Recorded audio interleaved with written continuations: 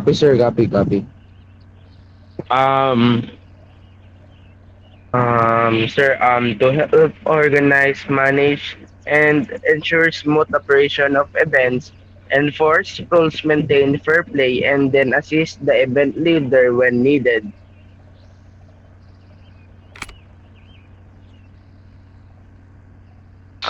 Sir, because I enjoy hosting a creative events, because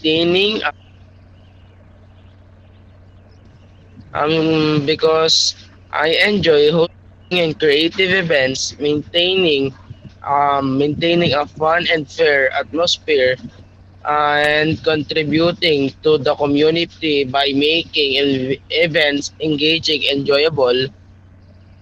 Number three, the leader event is responsible for planning the event, assigning roles and positions, making final decision, handling issues, and ensuring events run smoothly, sir.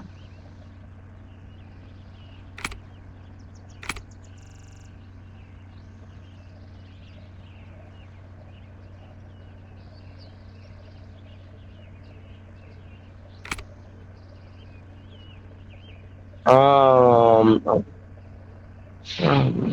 I would immediately inform the leader event that cover, help, and protect the participants if needed, and follow the leader's instruction. I'd also collect evidence like video or screenshots to report a rule breakers.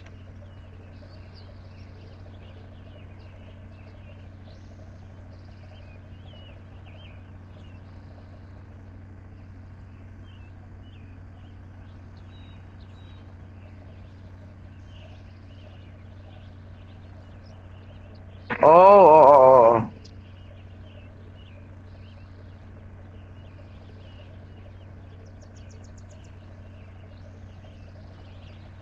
Sir, I will immediately inform the leader event, take cover, help protect the participants if needed, and follows the leader's instruction.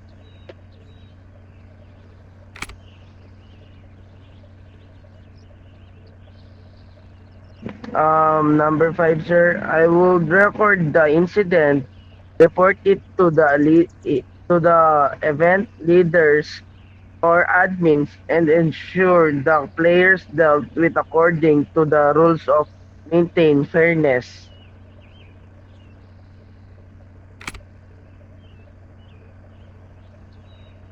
I will clearly communicate the assigned position, remind them of the rules, and monitor their actions if someone disobeys.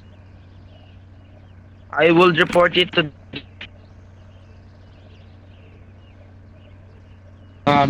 three to four. Um, uh, Number one, set up checkpoints to monitor enemy movement. Number two, assign defenders key position like warehouse or escape routes. Number three, use vehicle to block or slow down the attackers. And number four is stay in communication with teammates to quickly respond to threats.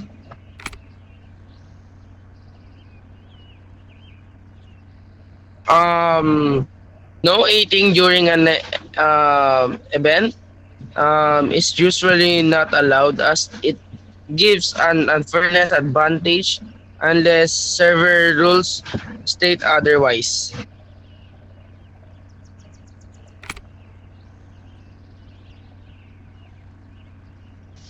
Number one, hide and seek inside the city with a reward for the last one found. And number two is race event using custom vehicles through a challenging route. And number three is hostage rescue with team holding hostage. And then the other trying to rescue.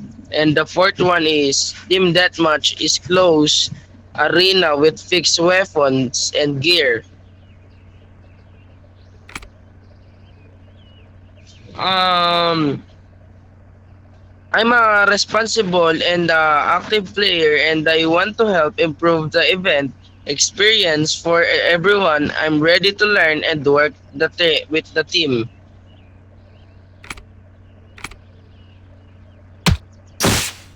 Thank you so much, sir.